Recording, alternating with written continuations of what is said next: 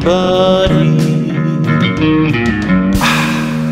Drinking buddies, it's time for a little Christmas tournament. I have in front of me 2 samples I've never had before. I have 12 in total. This one has a better nose. I like this one because it's got more like caramely sweetness, a little bit of bourbon vanilla and some oak. Over here, it's a little bit more herbal and spicy. Not in a bad way, just I prefer this one.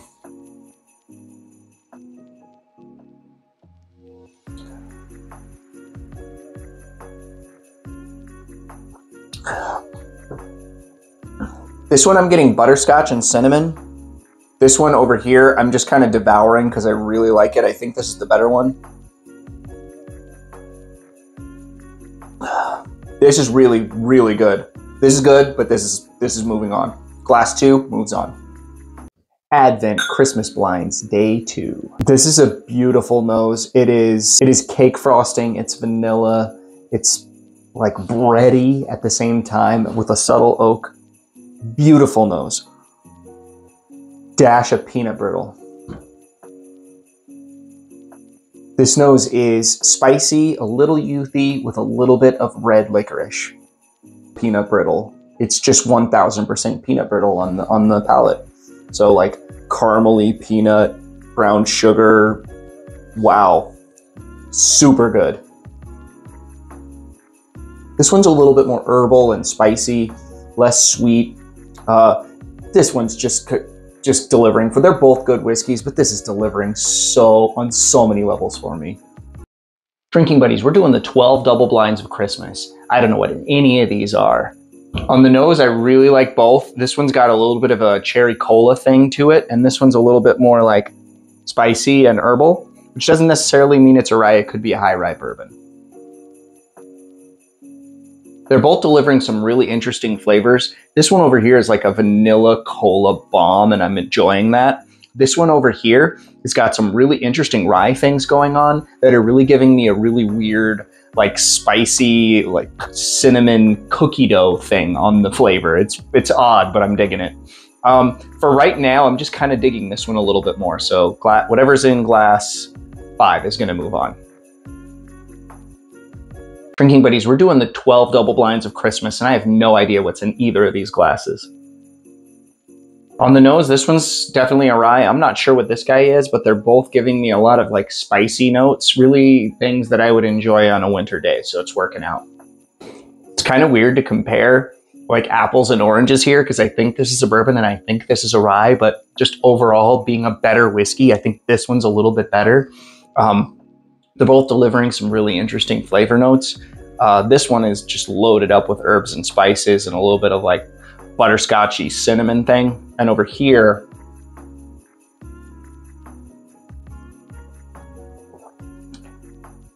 this one's a little bit more fruity, but also has some like candy bar notes, like caramel and like dark chocolate. 2 good pours, but whatever's in glass 8 is moving on. Every once in a while, it becomes a challenge to be a YouTuber.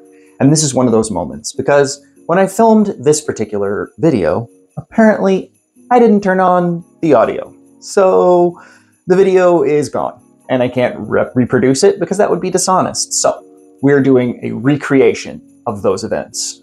Let's go. Pickled watermelon rind and carrot juice. Definitely dusty grandma, Canadian elm, maple cake frosting, pineapple upside down cake, candied pistachios,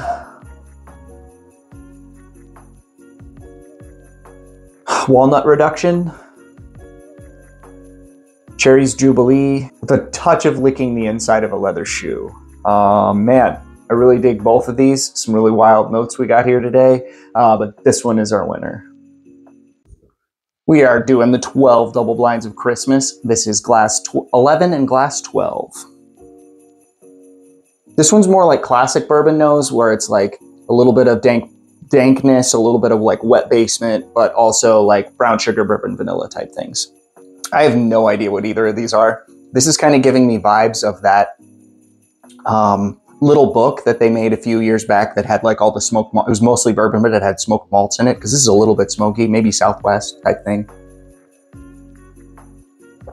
Whereas this one, it's got a really great mouthfeel, really coating, does drink really hot though.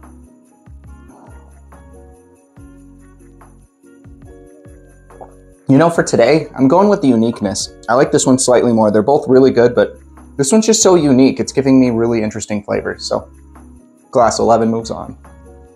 12 double blinds of Christmas. We have glass 13 and glass 14. Which is better?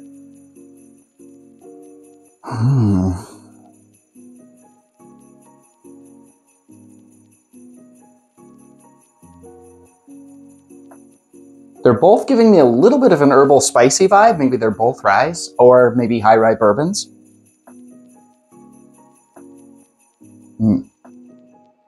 This one's got the herbal notes on the finish. I don't know what either of these are. This one's a little bit more interesting. I like both, but I think this one's a little bit more interesting for me. Just more complexity and flavor and a better mouthfeel. So I'm going with 14. We're doing the 12 double blinds of Christmas. I have 15 and 16 here. This is like more of a classic bourbon nose, where you just got like brown sugars, bourbon vanillas. Whereas there's a little bit more complexity going on here. It's like cinnamon toast, like red hots type thing here.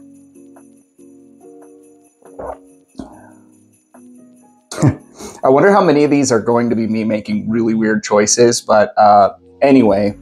They're both very good. This is like more of your classic bourbon, vanillas, brown sugars, a little bit of a cola thing. Whereas this is like a wild ride. This I think might be Texas. There's some like funky grains in here. There's like a pot stilly, like burned grains thing. It's a wild ride. This is something that if you would have given to me a year ago, I wouldn't have even liked it. And right now it's hitting the spot. I think this is our winner. 12 double blinds of Christmas. We have 17 and 18. We have reached like single malt territory here.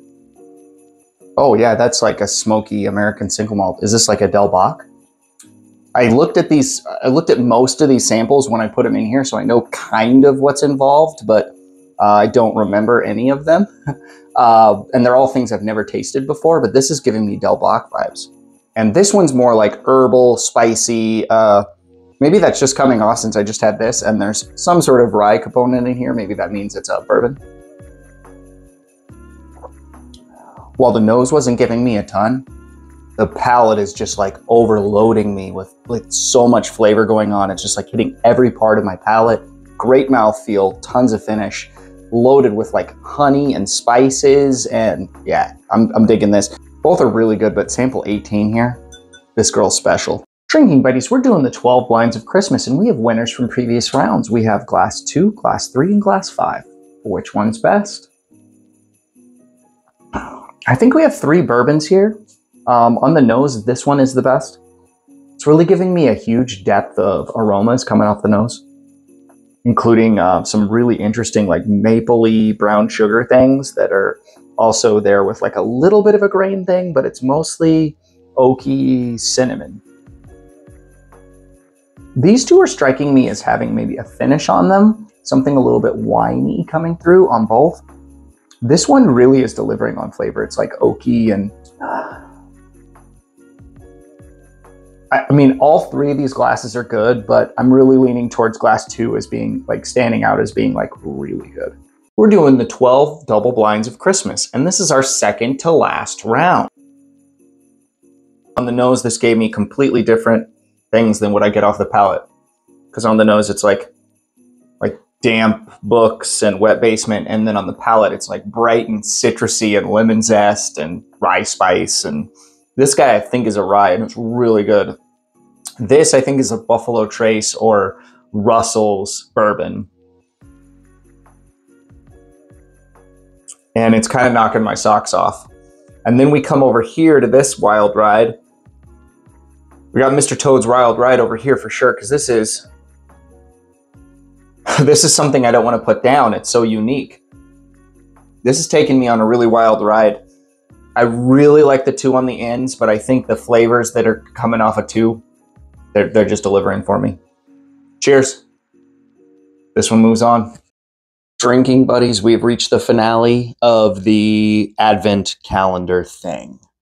We have 3 glasses in front of us. This is the last part of the final round. And in this same video, we will conclude this round with the final blinds. So we got 2 blinds in this very one episode. Let's go.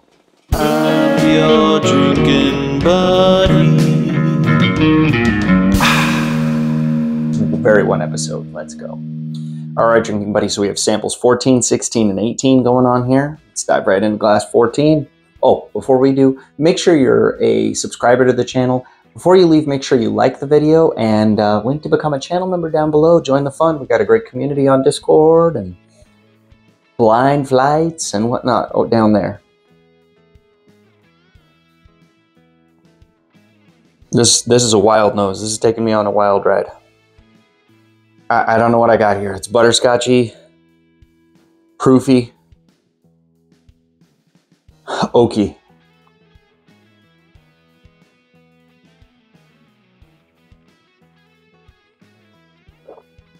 Now, for those of you who only watch my long form videos, this has been a series of shorts. But don't worry, I'm going to go ahead and cut all the shorts together along with this episode so that you can watch it all in one video if you don't like watching shorts.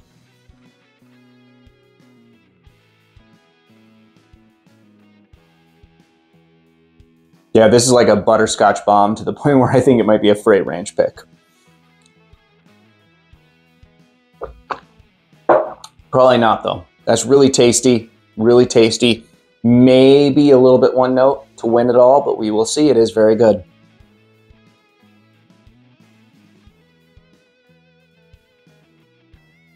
This is a very misleading nose because it is very light in color. When I poured it, I noticed that it was much lighter in color than the other 2, but it's very oaky on the nose.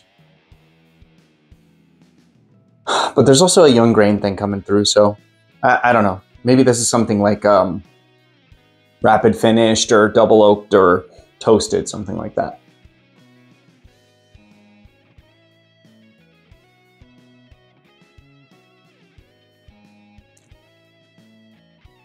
Yeah, that one's pretty grain forward. Brown sugar, grains, cream corn. I gotta be honest, I don't know how that one moved forward. I'm not really digging with that one right now. But that's the fun thing about blinds. Sometimes you have something and you love it, you try it again, you don't. But right now that's not really hitting for me. Now whatever's here, this is weird.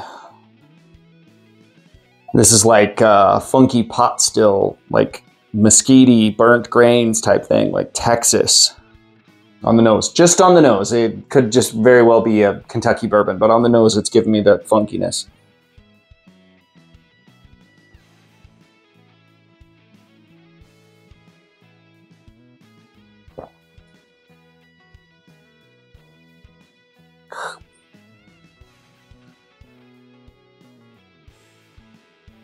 That is funky.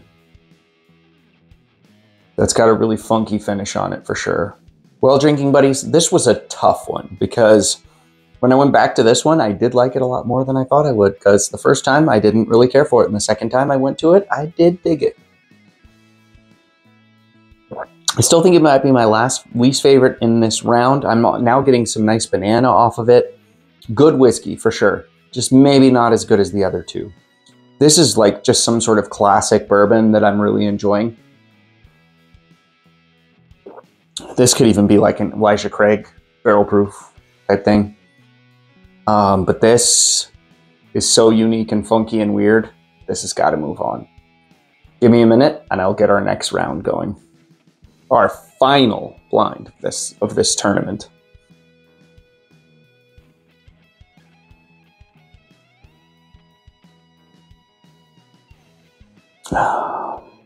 Oh, that is just so good. That is like chocolate chip cookie dough. There's a brown sugar, bourbon, vanilla, chocolate thing going on here. There's a little bit of a wine note coming through. A little bit spicy on the tip of my tongue, but it's definitely still a bourbon. Really freaking good.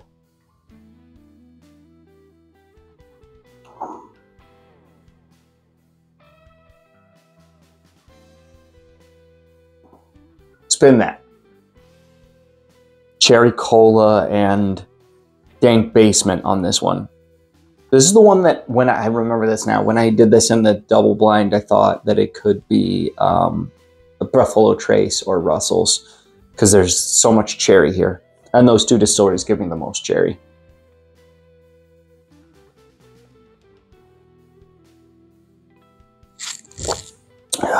Yeah, that's really special. That's really special. It's maple and cherry and brown sugar and dank and wet books and oaky, like wet tree stump thing going on. I love it.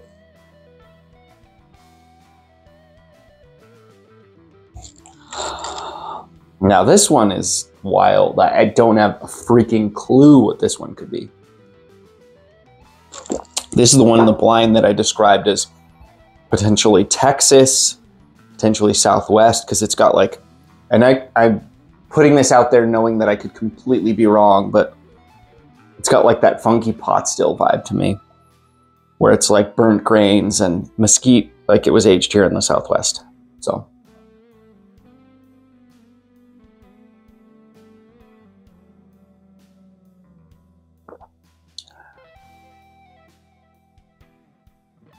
It's feeling a little less funky than I normally get, or than I got off of last time. I mean, that is a really freaking tasty bourbon, man. This is tough. This is tough. I should have known. Whenever I'm dwindling down a tournament, that last round is like mental gymnastics to be able to figure it out, because I mean they've already defeated like 17 other whiskeys, 16 other whiskeys that were fantastic. So this should tell you here. Oh, and now I'm getting that peanut brittle note that I originally got off of this guy. And this bottle is like everything that Jim Beam and Heaven Hill wants to be with their super peanutty flavors, just dialed up to 12. Like, if you think Jim Beam and Heaven Hill are peanutty, I got another thing coming for you. It's this one. This is like a great Christmas pour. It's great that I'm wearing a Christmas sweater, because Christmas beverage right here. This one, it's so funny because like I really have this idea in my head that this is Buffalo Trace, but it also gives me like a finish thing that could tell me that it's got something finished, and Buffalo Trace really doesn't do that. So Buffalo Trace doesn't really have a port finished or anything like that, but it gives me like E.H. Taylor barrel proof Stagg Junior vibes, maybe Russell's 13, but I think more Buffalo Trace here. And it is exceptional. I should have just skipped this round and done 3 winners, because this round doesn't actually make sense, because this makes it 13 blinds of Christmas. But I couldn't make the math work where I had only 12 rounds. So I did 12 videos. So that's why there's 2 rounds in this video.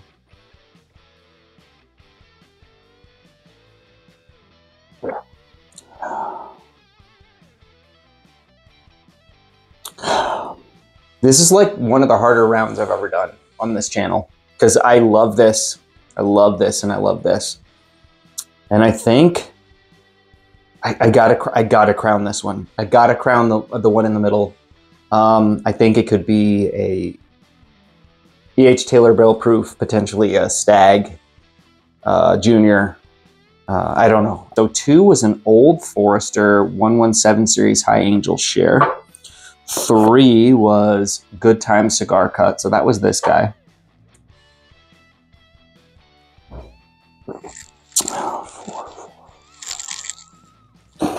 4 was Templeton 6-year rye. 5 was Allegiant sherry finished bourbon out of Jim Beam. 6 was Blue Run High Rye bourbon. 7 was Rebel Pick out of PPLD, 113 proof. 8 was Stellum Rye Fibonacci. 9 was 2 Bar PPLD Amarillo 122 proof. 10 was Stagg. Okay, so that's this guy. Stagg PPLD 131.2 proof. 11 was the Prideful Goat 15, 114 proof. Okay, cool. You know what? I'm actually gonna have to text to find out if that's a bourbon or a rye, because I said bourbon. Curious if I'm right about that. 12 was Camp Nelson RR. So this is a Russell's Reserve Private Selection from Total Wine, and this was a CNA Floor 4. This lost its round, crazy, and I tend to like those. Number 13 was Knob Creek Rye PPLD 115 proof. So a lot of Park Place. Sorry, it's PPLD. It's tell me if I'm wrong in the comments, but I believe PPLD is a it's a bottle store in Prescott, and they recently opened one in Flagstaff as well. 14 was Blue Run 14 year, 113 proof. 15 was Angel's Envy PPLD pick, 110 proof. 16 was Starlight Carl Huber's 2 times Oak, 106 proof. Okay, that's pretty cool. 17 was Westland Cask, Pinot de Torrance, 107 proof. So I did think that was super malty. I thought that was a single malt, so that's cool. And then 18 was the Fiddler Toasted Rye. Oh, that is really cool. I literally thought this was a craft bourbon out of Texas. It was so funky. I'm pleased that, you know, a Stagg one. That's pretty cool. It makes sense. Stagg picks are excellent. I tend to have I have a couple Stagg picks that aren't that great. Ironically, like the yearly batches are totally better than the Stagg picks that I have. But, you know, it's how the cookie crumbles, you know. If there's a great Stagg pick, it's probably not available to me. But that PPLD pick, that is some good stuff. Well, drinking buddies, we have reached the end of our Advent tournament. Thank you so much for all of you. I really appreciate all of you. Anyway, cheers, drinking buddies. I really appreciate all of you. Thank you for liking. Thank you for subscribing. Thank you for clicking that bell. I'm so glad for all of you. I'm so glad that you guys come here to watch this content. It's an amazing journey. Cheers.